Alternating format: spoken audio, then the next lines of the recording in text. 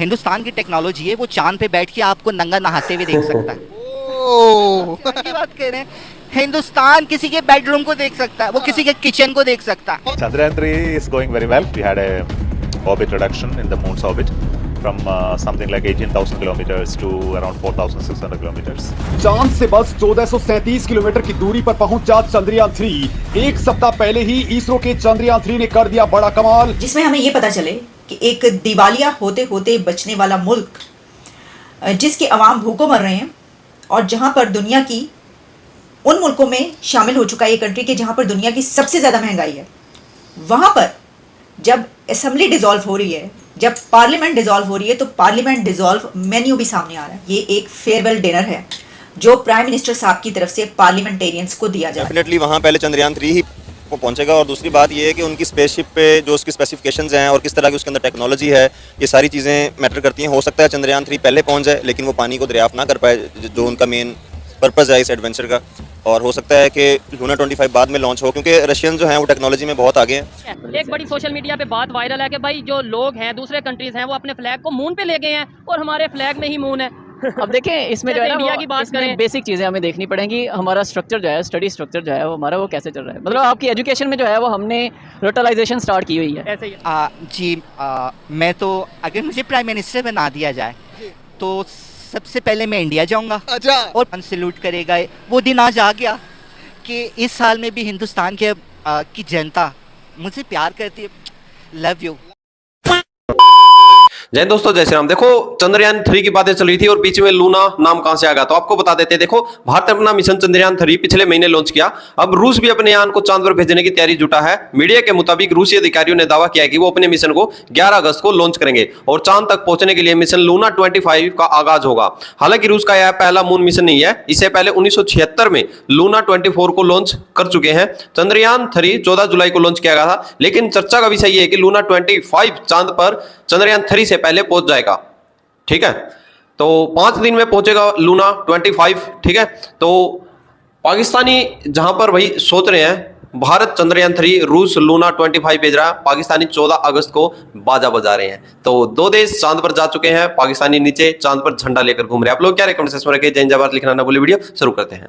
तो दोस्तों इसरो का अब क्या कुछ प्लान है, क्या कुछ है पूरा माजरा। इसरो ने आखिरी 10 मिनट का कौन सा प्लान रेडी किया है और चांद के पास जाकर चंद्रयान 3 ने इसरो से क्यों कह दिया है कि क्या मैं वो कर दूं जिससे दुनिया में लग जाएगी आग। दोस्तों ये मजाक नहीं है, इसरो ने बाकायदा ये सीक्रेट रिवील कर दिया है। तो वही दोस्तों अब इसरो चीफ ने जो ताजा खुलासा किया है, उसने रूस और चीन से लेकर के नासा को भी हिला करके रख दिया है। क्योंकि दोस्तों इस वक्त रूस कह रहा है कि उसके यान की सफलता की दर केवल 50% है, तो इसरो कह रहा है कि इसरो का चंद्रयान 3 100% सक्सेस होगा। यानी कि अब असली खेल शुरू हो चुका है, जिसके बारे में इस वीडियो के अंदर दोस्तों मैं आपको बताने वाला हूं। यकीन मानिए हमारे वैज्ञानिकों को आप सलाम ठोकने लग जाएंगे। दोस्तों चंद्रयान 3 से जुड़ी ये तमाम बातें मैं आपको बताने वाला हूं। सबसे पहले इसरो ने जो तगड़ी गुड न्यूज दी है वो आपको बता देता हूं, जो इसरो ने जस्ट अभी दी है। दोस्तों चंद्रयान 3 सफलतापूर्वक चांद की तीसरी ऑर्बिट में पहुंच चुका है। अब वो चांद से मिनिमम 174 किलोमीटर और मैक्सिमम 1437 किलोमीटर वाले ऑर्बिट में घूम रहा है। दोस्तों चंद्रयान 3 अपने तय टारगेट से बहुत आगे निकल चुका है। हालांकि ये बात इसरो ने दुनिया को नहीं बताई है, लेकिन सच ये है कि अगर रूस कंपटीशन में उतर ही आया है तो उसे आखिरी मौके पर पटखनी देने के लिए इसरो भी कमर कस चुका है। मतलब जो 23 तारीख की डेट इसरो ने दी है, उससे एक सप्ताह पहले ही बड़ा खेल हो सकता है। क्योंकि दोस्तों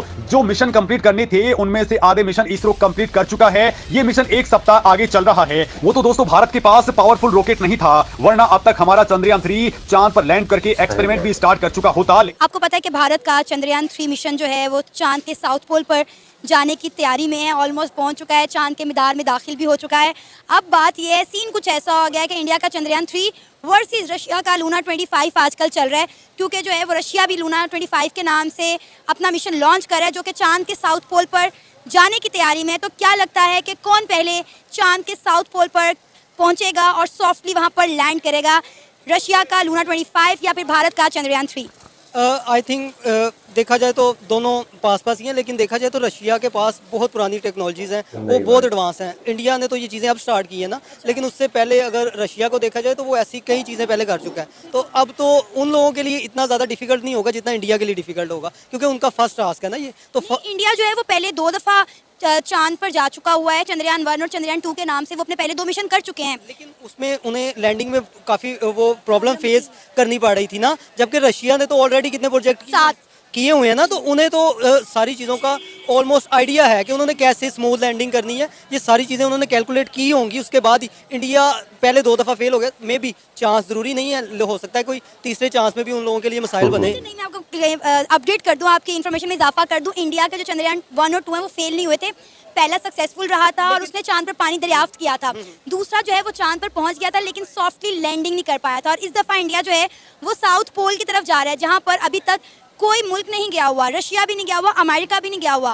तो इंडिया अब साउथ पोल पर सॉफ्टली लैंड करने वाला पहला मुल्क बन जाएगा अगर चंद्रयान 3 कामयाब हो जाता है तो। अगर वो कामयाब होता है तो बन जाएगा ना, तो रशिया भी तो इसी रेस में उसके पीछे पीछे है ना। ये तो कह लें कि ये तो लक की बात है। अगर आप कहें ना, हो सकता है रशिया भी फेल हो सकता है, इंडिया विन कर सकता है, तो ये तो लक की बात है ना कि जो ज़्यादा एफर्ट करेगा वो टारगेट अचीव कर जाएगा। चंद्रयान में चांद पर पहले कौन जाएगा, इंडिया या फिर रशिया? नरेंद्र मोदी जी, मैं आपको क्या कहें, दुनिया में किसी और के लिए भी तो आप नंबर छोड़ दीजिए ना। आप वर्ल्ड लीडर बन गए, आप वर्ल्ड लीडर बन गए। हमें समझ है कि चंद्रयान 3 क्यों छोड़ा गया। उसके बाद चाइना अपने 4 शटल छोड़ा। ये अमन का काम तो चाइना भी करवा सकता था। ये अमन का काम तो पाकिस्तान नहीं, हमारी इतनी कैपेसिटी नहीं है पाकिस्तान की। मोदी जी ने चांद को मैं कहता हूँ कि वो कहते हैं हम तुम्हारे लिए चांद सितारे तोड़ लाएंगे, तो मोदी जी अपनी जनता के लिए चांद तोड़ लाए हैं। पूछिए कैसे? चंद्रयान 3, मैं आज मोदी साहब को का माइंड आपको बता रहा हूँ।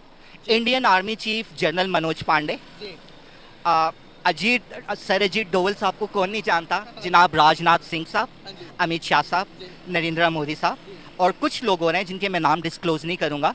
बंद कमरे में एक मीटिंग होती है कि कहा जा रहा है कि जी रशिया यूक्रेन में उतर गया है, वहाँ से पूरा और यूरोप और अमेरिका वो इकट्ठे हो गए। अब तो ये रशिया का बेड़ा। नरेंद्र मोदी जी ने कहा नहीं नहीं नहीं नहीं, no no no no.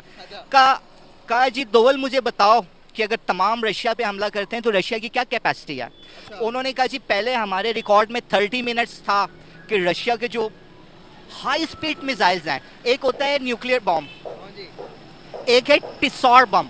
America मैं नहीं कहूँगा, इंसान ने इंसान के खिलाफ परमाणु हथियार हिरोशिमा नागासाकी में यूज़ किए। Little boy the fat man, वो दोनों जितनी तबाही मचाएंगे उनसे 3 गुना ज़्यादा एक टिसॉर बम बना। तो भाई आप लोगों ने देखा, जहां पर भारत 15 अगस्त को खुशियां मना रहे हैं, फिलहाल भी चल रहे हैं भाई, चंद्रयान 3 भेज रखा। वहीं पाकिस्तान भाई 14 अगस्त को अपने बैंड बाजे की तैयारी कर ली है।